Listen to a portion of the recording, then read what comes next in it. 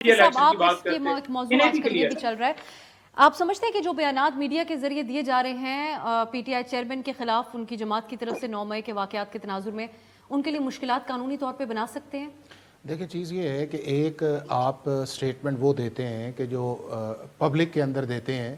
اور یا آپ کوئی سٹیٹمنٹ جو ہے وہ اخبار کے اندر دیتے ہیں، وہ بات اور ہے۔ لیکن اگر آپ کوئی سٹیٹمنٹ جو ہے وہ جا کے پولیس کو یا انویسٹیگیشن ٹیم کو ریکارڈ کرواتے ہیں اور کسی ایف آئی آر کے اندر جا کے دیتے ہیں، تو اس کا مطلب یہ ہے کہ آپ ایز اے وٹنس کے طور پہ سامنے آ رہے ہیں۔ اور اگر پولیس کل کو ان چلان کو جب عدالت کے سامنے پیش کرتی ہے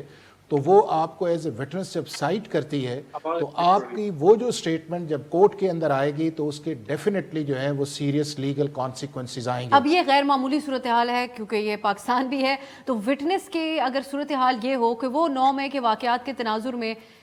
ڈیفینڈ کرتا رہے جماعت کو اور چیئرمین کو، اور کچھ دن غائب رہنے کے بعد آ کر کہہ دے کہ میں تو مخالفت کر رہا تھا اور یہ اس کے ذمہ دار ہے۔ اس کے دو ایسپیکٹس اس وٹنس کی ہیں۔ بیان کی کیا ہے؟ ایک اس کا دیکھیں، ایک اس کا ایسپیکٹ یہ ہے کہ وہ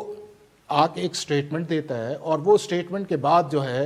دوسری چیز سٹارٹ ہوتی ہے جو آپ کا انویسٹیگیشن والی سائیڈ ہے یا ٹرائل سائیڈ ہے۔ اگر وہ شخص جو ہے صرف آ کے پبلک کے اندر سٹیٹمنٹ دے کے چلا جائے تو اس کا امپیکٹ اور ہے۔ اب یہ ہے کہ جب اس نے سٹیٹمنٹ دی اس کے بعد یہ ہے کہ ابھی ٹرائل تو شروع نہیں ہوا، ٹرائل تو جو ہے جب وہ شروع ہوگا اس کے اندر ایز اے وٹنس کے طور پہ آئے گا، اور جب عدالت کے سامنے آپ جا کے ایز اے وٹنس کے طور پہ آتے ہیں تو سب سے پہلی جو چیز ہے وہ آپ کا اوتھ لیا جاتا ہے کہ آپ اوتھ پہ جو کہیں گے سچ کہیں گے اور آپ کے اوپر کوئی پریشر نہیں ہے۔ اب اس چیز کے اندر ایک اگر وقت گزر جاتا ہے اور ایک شخص اپنی سٹیٹمنٹ کے اوپر اب آپ کو ایک ایگزامپل دیتا ہوں۔ اب ایگزامپل یہ ہے کہ آپ کے سامنے ایک سائفر کا کیس آیا ہے، اس سائفر کے کیس کے اندر آپ کے فارمر پرائم منسٹر کے پرنسپل سیکرٹری نے 2 سٹیٹمنٹ ریکارڈ کروائی ہیں۔ ایک انہوں نے ریکارڈ کروائی ہے سیکشن 161 کے نیچے اور ایک انہوں نے کروائی ہے 164 کے نیچے۔ اب 164 کی جو سٹیٹمنٹ ہے وہ میجسٹریٹ ریکارڈ کرتا ہے اور وہ سیکشن 364 ہے سی آر پی سی کا۔ اب ان کا بھی یہی معاملہ تھا کہ ان کی فیملی عدالت میں معاملہ لے کے گئی۔ اب آپ یہ دیکھیں نا، اب آپ یہ دیکھیں کہ جب میجسٹریٹ کے سامنے آپ بیان دیتے ہیں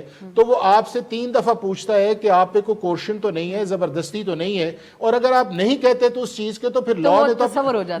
تو اپنا کورس لینا۔ دوسرا یہ ہے کہ آپ کسی جگہ اس کو ریٹریکٹ بھی کر سکتے ہیں، اور بہت سارے ایسے کیسز ہیں کہ جس کے اندر آپ نے اس چیزوں کو ریٹریکٹ کیا ہوا ہے۔ لیکن امپورٹنٹ چیز اس چیز کے اندر یہ ہے کہ جب وہ کیس ٹرائل سٹیج کے اندر آتا ہے اور وہ شخص آ کے بیان کیا دیتا ہے، اب جس کانٹیکسٹ کے اندر بات کر رہے ہیں وہ ساری چیزیں آپ کے سامنے ہو تو رہی ہیں، لیکن کسی نہ کسی جگہ جو ہے ان چیزوں کو رکنا بھی چاہیے، اور رکنے کا حل یہ ہے کہ ہمیں اپنے اسٹیٹ انسٹیٹیوشنز کے متعلق جو ہے نہ اس طرح کا سٹینس لینا چاہیے، اور دنیا کے کسی ملک کے اندر نہیں ہوتا، اور نہ ہی اس طرح کا ایک نیریٹو بلڈ کرنا چاہیے کہ جس کے اندر سے جو ہے وہ سوسائٹی کے اندر بھی ایک انسٹیگیشن تو حافظ صاحب اس کے بعد پولیٹیکلی اگر آپ کے ساتھ یہ ہوتا رہے اور آپ انڈر ڈیوریس بھی بیانات آپ کے چلا کے استعمال ہوتے رہے، نہیں وہ تو دیکھیں وہ تو کورٹ ڈسکارڈ کر سکتی ہے نا۔ اگر آپ جا کے وہاں پہ ہوتے ہیں اور کورٹ یہ سمجھتی ہے اور آپ یہ کہتے ہیں کہ میں انڈر ڈیوریس ہوں تو آپ کو ڈسکارڈ کر دیا جاتا ہے۔ وہ تو ایک لاء ہے، ایک ٹرائل ہے، اس چیزیں کے اندر آتی ہیں، اور آپ کی اور ضروری نہیں ہے کہ آپ کے صرف وٹنس سٹیٹمنٹ کے اوپر ہی آپ کو جو ہے کانوکٹ کر دیا جائے یا ایکویٹل کر دی جائے،